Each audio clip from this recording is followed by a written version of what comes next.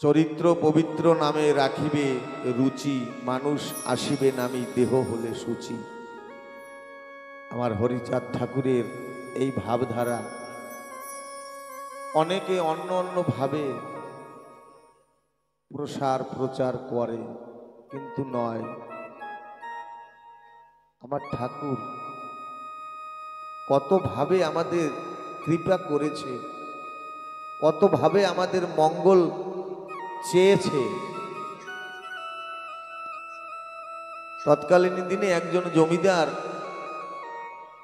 কাশ্মীর থেকে একটা শাল কিনেছিল 150 টাকা দিয়ে, গুরুচাঁদ ঠাকুরকে দেবে বলে। যখন ওই শালটা নিয়ে ওড়াকান্দিতে গেলেন, ওড়াকান্দিতে গিয়ে গুরুচাঁদ ঠাকুরকে দিলেন। গুরুচাঁদ ঠাকুর মনে মনে ভাবলো, এত সুন্দর শাল 150 টাকা, আজকের কথা নয়। বিচরণ পাগলকে বললেন, ও বিচরণ, একটু তামাক সাজিয়ে নিয়ে এসো। বিচরণ পাগল যখন তামাক সাজিয়ে আনলেন, গুরুচাঁদ ঠাকুর ওই তামাকের আগুনে ওই শালটা পুড়িয়ে দিলেন। জমিদার বললেন, বাবা, 150 খানা টাকা দিয়ে তোমার জন্য শাল এনেছিলাম বড় আশা করে, তুমি শালটা পুড়িয়ে দিলে। বলছে, আমি শাল পোড়াইনি, তোর মনের অহংকারটা পুড়িয়েছি, অহংকার পুড়িয়েছি। তুই মনে মনে ভাবছিস 150 টাকা দিয়ে আমি একটা শাল দিলে। আমি তো ভক্তের অহংকার চাইনি, আমি ভক্তের মন চেয়েছি, আমি অহংকার চাইনি। কিছু দিতে হবে না তাকে, শুধু মনটা যদি দেওয়া যায় তাকে। মন বিনা সে কিছু নাই চায়। তাই যুক্তি তর্কের বাহিরে আমার এই ঠাকুরের ভাবাদর্শ, যেখানে যুক্তি যেতে পারে না, জ্ঞান যেতে পারে না, বিজ্ঞান যেতে পারে না, সজ্ঞান যেতে পারে না। আমার অশ্বিনকর্তা লিখেছেন না, অজ্ঞান যাবে সজ্ঞান যাবে, বাহ্য জ্ঞান তোর পড়ে রবে, এই দশা তোর যখন হবে, সিদানন্দে উড়বে নিশা। তাই এই যে মহাভাব, মহাভাবের দ্বারা মন নির্মল হয়, অকামনা ভক্তি পাকিলে তাকেই প্রেম কয়। শুধু কান্নাকাটি করাটা প্রেমের মধ্যে পড়বে না। অকামনা, কামনা নাই, তোমার কাছে কিছু চাই না।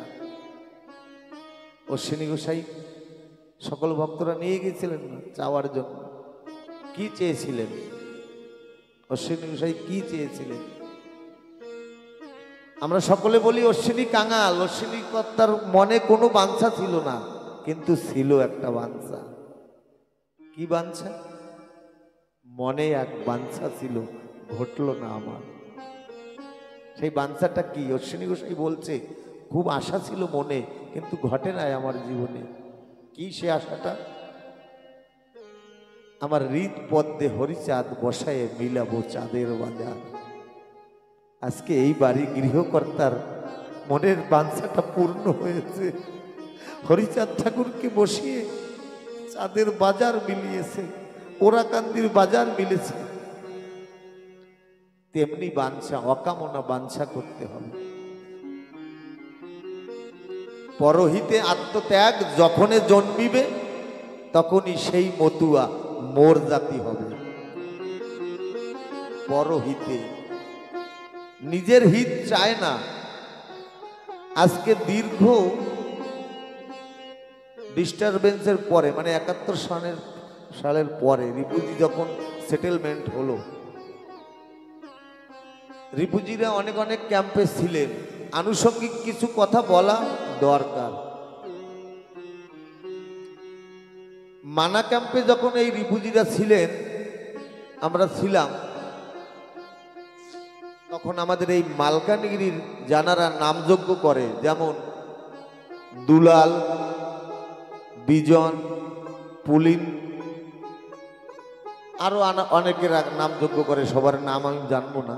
এরা ওই ক্যাম্পে ছিলেন। ওরা তখনকার দিনে এই নামযজ্ঞ নাম ওরা শিখতেন। সুশীল কর্মকার বলে একজন ভালো মাস্টার ছিলেন, ওনাই শিখাতেন। তখন দেখলেন যে ওই রায়পুরে একজন মারোয়ারি ধনাঢ্য ব্যক্তি এই মহানাম দিচ্ছেন, নামযজ্ঞের আসর পাতিয়েছেন।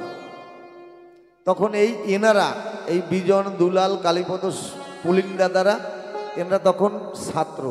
এনারা ওই নাম শুনে ওখানে গিয়ে ওই মারোয়ারির যিনি গোবস্তা ছিলেন ওনার কাছে বলছে আমরা একটু কৃষ্ণ নাম করব। কিন্তু এই রিফুজির সন্তানদের অবয়বের চেহারা দেখে বলছে তোমরা কি কৃষ্ণ নাম করবে? যেসব দল ওখানে নিমন্ত্রিত হয়েছে ভারতের বিখ্যাত বিখ্যাত দল, তারা দূরভাষ কেন্দ্রে, বেতার যন্ত্র কেন্দ্রে তারা নাম গাইতো, সেই সব ভালো ভালো দল ওখানে এসেছে। কিন্তু এনারা তবুও অনেকভাবে মিনতি কাকতি করলেন, বলছে আমাকে 1 ঘন্টার আসর দিন। যখন বলার পরে ওই গোমস্তা মালিকের কাছে গিয়ে বললেন বাবু বাঙালিরা একটু কৃষ্ণ নাম করবে, অনুমতি চাইছে। বলেছে তাহলে ঠিক আছে, ওদের 1 ঘন্টা করার অনুমতি দাও, আর ওদের যন্ত্রপাতি বা বস্ত্র আদির ব্যবস্থা করো, ওদের কাছে তো কিছু নাই। ওই মালিকের পক্ষ থেকে সকল বস্ত্র আদির ব্যবস্থা করলো। ওরা সেজে গুজে আসরে গেলেন। যেতে যেতে সংকল্প করে গেলেন ঠাকুরের কাছে, ঠাকুর আজকে যেন আমরা যে নাম করব, কৃষ্ণ নাম করব, তুমি শ্রবণ করো শ্রোতা হয়ে। আসরে গিয়ে এমনভাবে কীর্তন করলেন, মানুষ কিংকর্তব্য বিমূঢ়ের ন্যায় শ্রবণ করলো। রাধা রানীর যে সেই মাধুর্য ভাব নামের মধ্য থেকে প্রকাশিত হলো। আসর প্রেমের যমুনা বয়ে গেল, প্রেমের যমুনা তরঙ্গায়িত হলো, সকল ভক্ত ধরাশায়ী হয়ে গেল, রাধা কৃষ্ণের ওখানে আবির্ভাব ঘটল। উপরতলা থেকে ওই যে ব্যক্তি, মারোয়ারি ধনাঢ্য ব্যক্তি, ওই নামের ধ্বনি কর্ণকুহরে প্রবেশ করলেন। এত সুন্দর নাম হচ্ছে, একটু দেখি উকি মেরে। বালকনি থেকে উকি মেরে দেখে, সেখানে মনে হয় যেন নব বৃন্দাবনে পরিণত হয়েছে। তখন ওই মালিক গোমস্তাকে ডেকে বলল ওদের গানের শেষে আমাদের উপর তালায় ওদের একটু পাঠিয়ে দেবে। সকলে হর্ষান্বিত মনে, আনন্দিত মনে দোতলায় গেলেন, গিয়ে দর্শন করলেন। ওই ধনী ব্যক্তির পরিবারে সন্তান সন্ততি, পুত্রবধূ, মা এবং নিজে ওই রায়পুর শহরে, মানা শহরে যত ভিখারি, যত বিকলাঙ্গ, যত অন্ধ, যত মানুষ ছিলেন যারা ভিক্ষাবৃত্তি করে জীবন ধারণ করতেন, এই নামযজ্ঞের আগে সকল মানুষদের আদর করে এনে ওদের বাড়িতে ওরা নিজের হাতে স্নানাদি করে নতুন বস্ত্র পরিধান করায় ওদের সেবায় পরিবারের সবাই রত থাকতেন, রইলেন। এই দৃশ্য আমাদের এই নাম করা ভক্তরা দেখে অবাক, এইভাবে মানুষকে সেবা করে। মানুষ সেবাই হলো আসল সেবা। এই দৃষ্টান্তটা বলার একমাত্র কারণ, আজকে দীর্ঘ এই বসতি পাওয়ার পরে এই বাড়িতে মানুষ সেবা হয়ে চলেছে। কত জাতি, কত বিজাতি দুর্দিনে পড়ে আসে, কত দুর্ব্যবহার তাদের মধ্যে লুকানো থাকে, কিন্তু তা অবলোকন করে না মা বা সন্তানরা। তাদের দায়িত্ব মনে করে যে মানুষ হয়ে এসেছি, মানুষের সেবাই পরম ধর্ম, তাই মনে করে মানুষকে দেবতা জ্ঞানে, মানুষকে ভগবান জ্ঞানে তারা সেবা করে, তাদের মুক্তি প্রদান করে তাদের নিজ নিজ গন্তব্যে পৌঁছে দিচ্ছে। বিবেকানন্দ বলেছিল, বহুরূপে কোথা খুঁজিছ ঈশ্বর, জীবে প্রেম করে যেই জন সেই জন সেবিছে ঈশ্বর। হরিচাঁদ ঠাকুর বলে নাই যে আমাকে ষোড়শ উপচারে পূজা করাও, আমাকে ভালো খাইতে দাও, বলে নাই। আমার ঠাকুর বলছে, আমার তারকগোসাই বলেছে না, জীবে দয়া, নামে রুচি, মানুষেতে নিষ্ঠা, আর যত ক্রিয়া সব ক্রিয়া ভ্রষ্টা। তাহলে সেই ওরাকান্দির লীলা এই অর্কেল ৩৩ নম্বর গ্রামে অহরহ চলছে। আমরা লীলা কোথায় খুঁজতে যাব?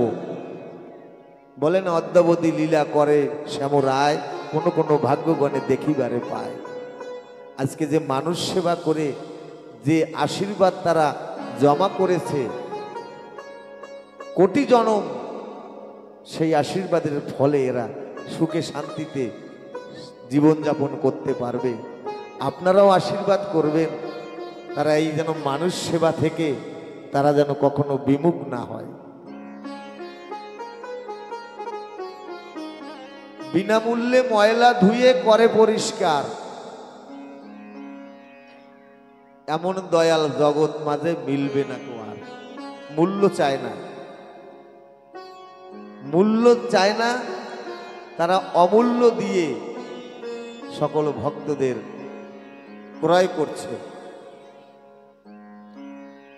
হরি বল, হরি বল। হরি তুমি আমার প্রভু, আমি তোমার, রহে পদে মতি কিছু চাহি নয়ার।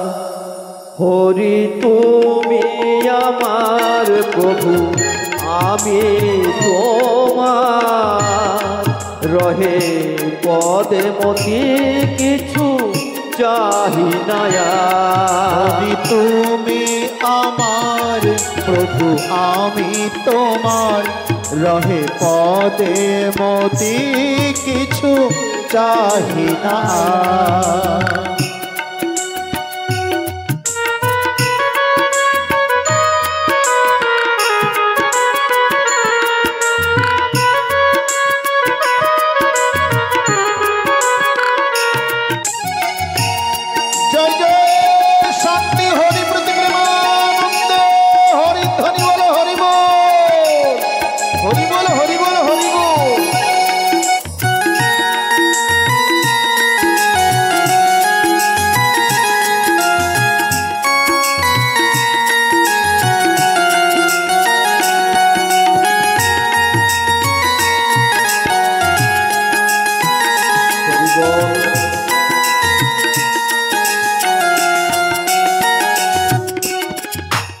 তুমি পতিত পাবন হে শ্রী হরি, পতিত পাবন হে শ্রী হরি, আমায় করে রেখো চরণ ভিখারি।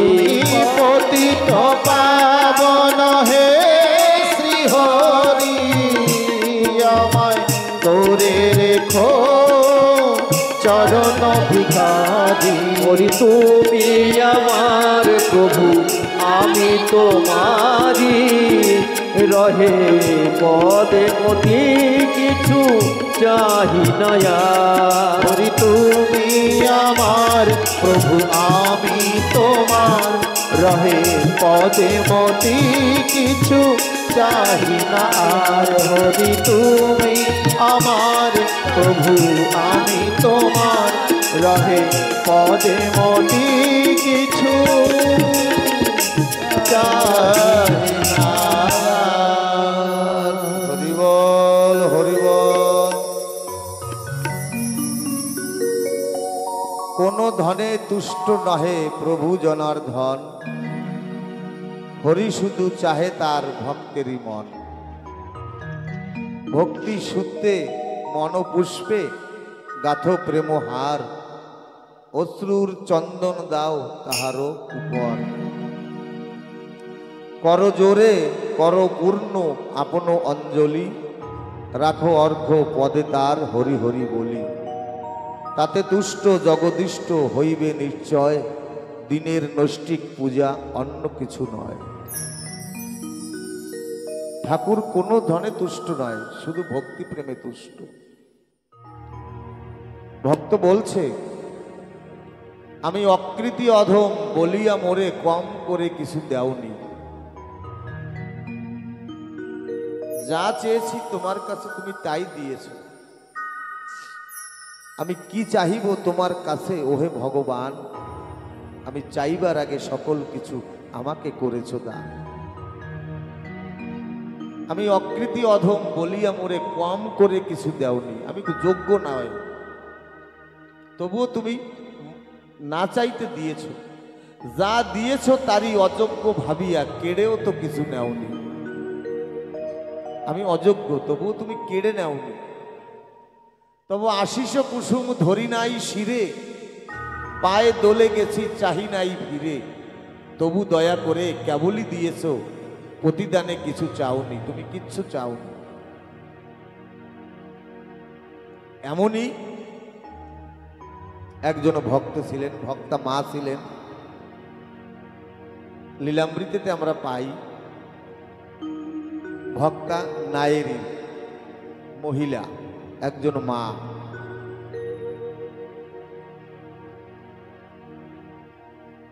নায়েরি নামেতে নারী কলা কলাবাস, পরমা বৈষ্ণবী দেবী হরিপদে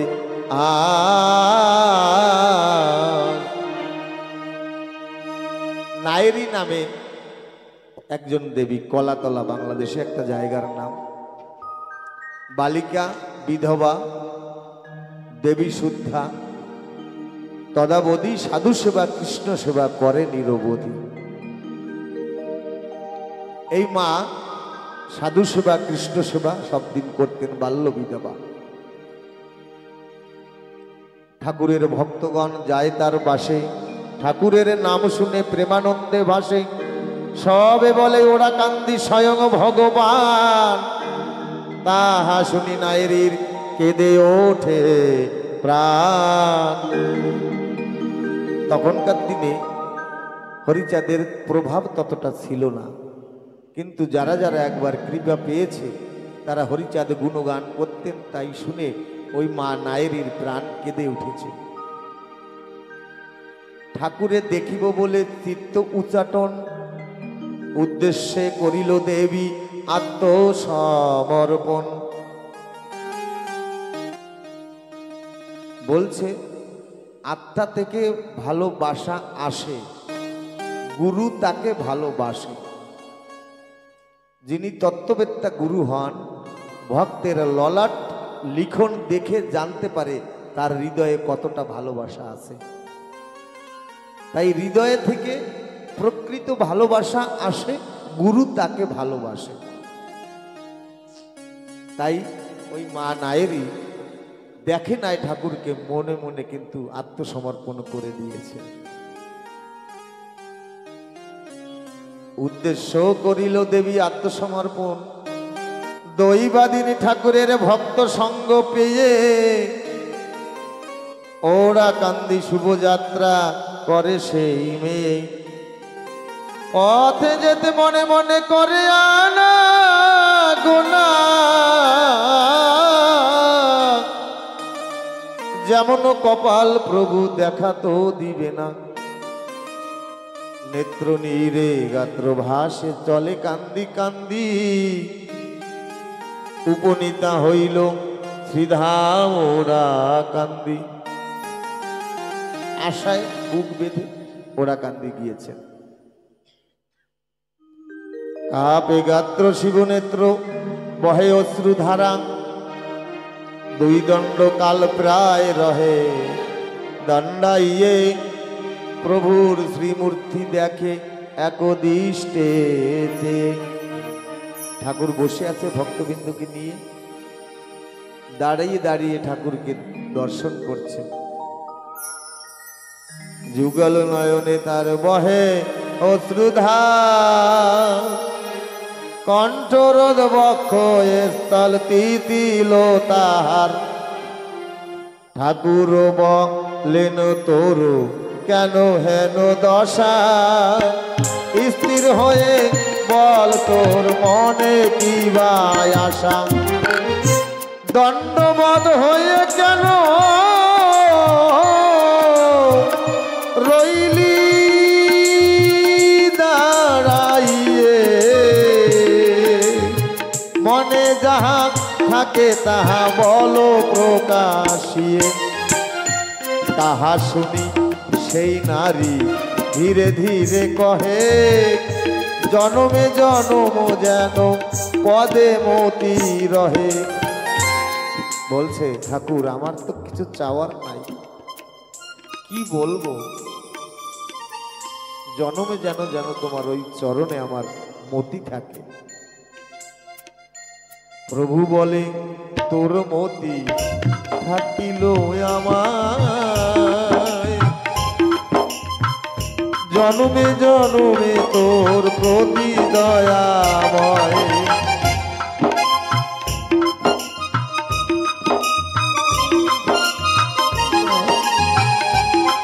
বলো হরি বলো হরি হরি বলো।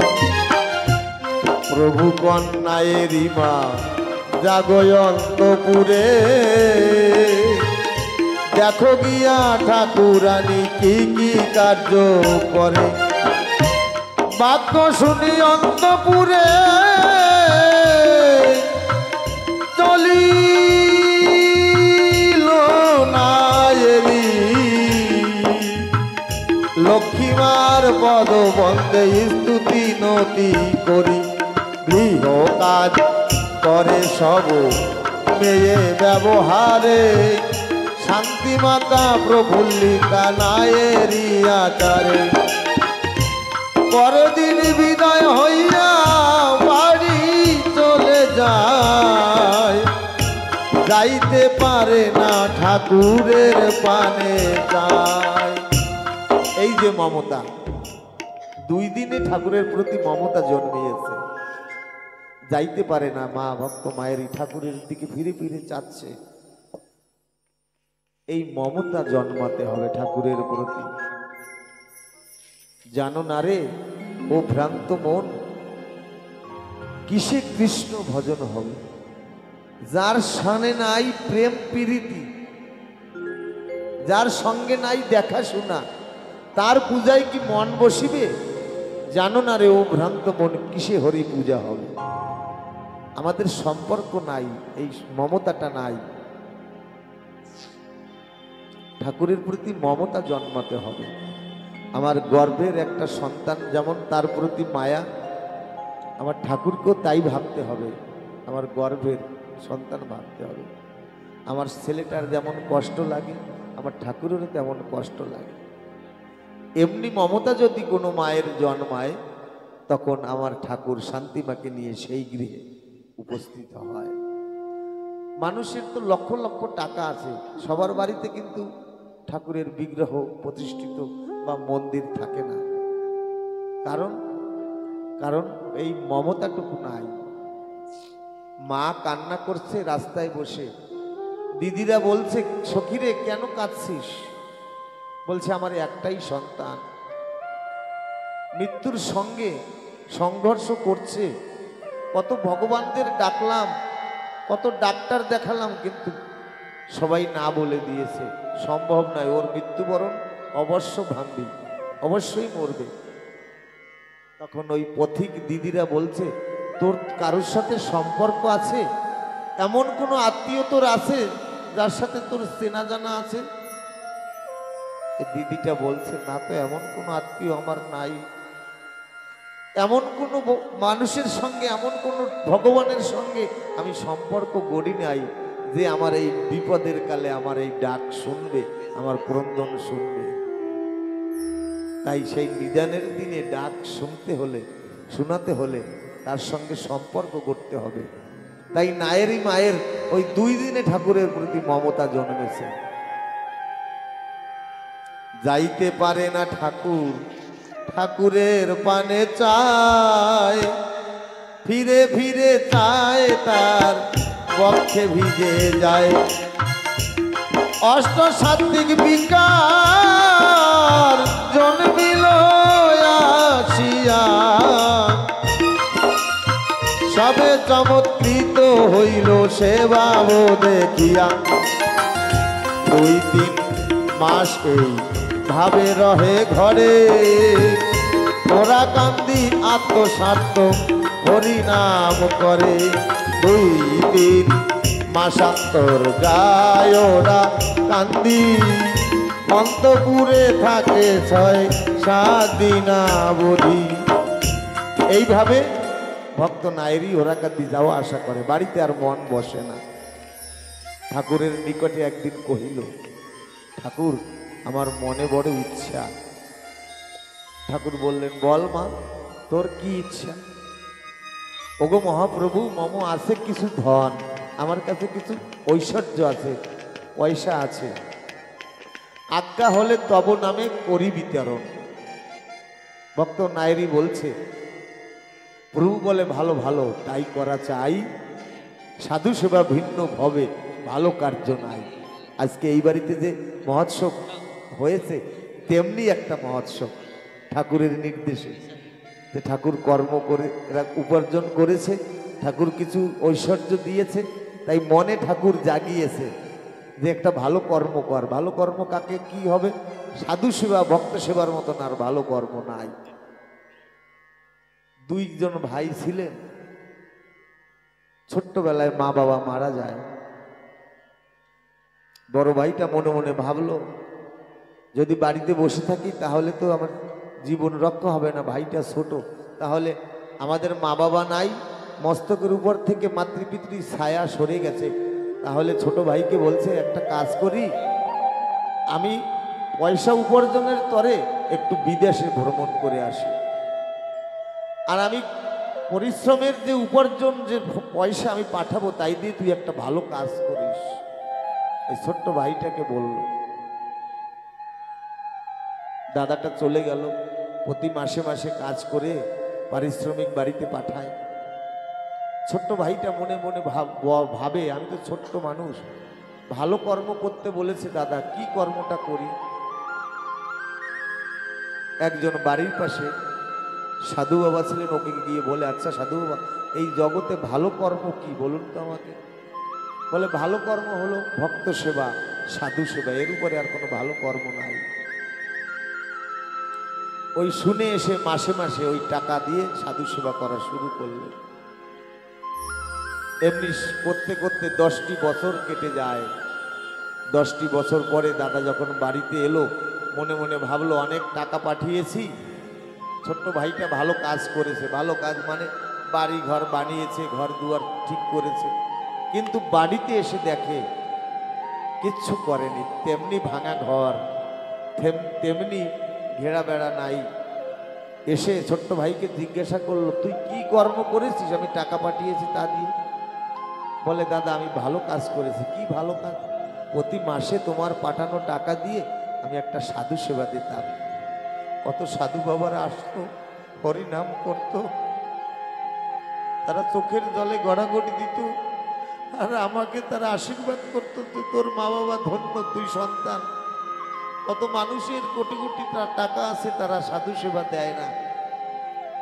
সে ধন কিসে? সে ধনের কি দরকার যা লাগে না সাধু সেবায়? তখন ওই দাদাটা বলল, আমি ওইসব কিচ্ছু জানি না, আমি কষ্ট করে অর্থ পাঠিয়েছি, আমার পয়সা কাল সকালের মধ্যে তুই ফিরিয়ে দিবি, নচেত আমি নিজের ভাই তোর দাদা তোকে মেরে তোরে আত্মঘাতী করে আমি আবার আমার কাজে চলে যাব। আমি কোনো কিছু জানি না, কত কষ্ট করো পয়সা। এখন ওই ছোট্ট ভাইটা মনে মনে ভাবলো, আমি এখন কি করি উপায়? ভালো কর্ম করে এখন দেখি আমার জীবন যায়। আবার ওই বাড়ির পাশে সাধু বাবার কাছে গিয়েছে, বলছে, বাবা এখন তো একটা উপায় বলো, আমি তো ভালো কর্ম করেছি, কিন্তু এখন ভালো কর্মে তো আমার জীবন নিয়ে টানাটানি। তখন ওই সাধু বাবা বলল, একটা কাজ করিস, জগতে পুণ্য ফল বিক্রি হয়, একটা বাজার আছে, সেই বাজারটায় যাবি, সেই বাজারটা বসে ওরাকান্দিতে। ওরাকান্দিতে একজন মানুষ আছে, পুণ্য ফল কেনে। বলে, আমি তো কোনোদিন নাম শুনিনি ওরাকান্দির। বলে, মানুষের কাছে শুনতে শুনতে যাবি। ওই ছোট্ট ছেলেটা দাদাকে বলল, দাদা তুমি রাগান্বিত হইও না, আমার এই ভালো কর্মের যত পুণ্য ফল আমি বিক্রি করে তোমাকে আমি পয়সা ফিরিয়ে দেব, তুমি আমাকে পরাণে মেরো না। দাদা বলল ঠিক আছে চল তাহলে যাবো তোর সঙ্গে। দাদা ওই ছোট্ট ভাইয়ের সঙ্গে সঙ্গে ওরাকান্দি যাচ্ছে। আর ওই সাধু বাবা বলছে যেতে যেতে মনে মনে হরি নাম স্মরণ করি, হরিচাঁদের নাম স্মরণ করিস।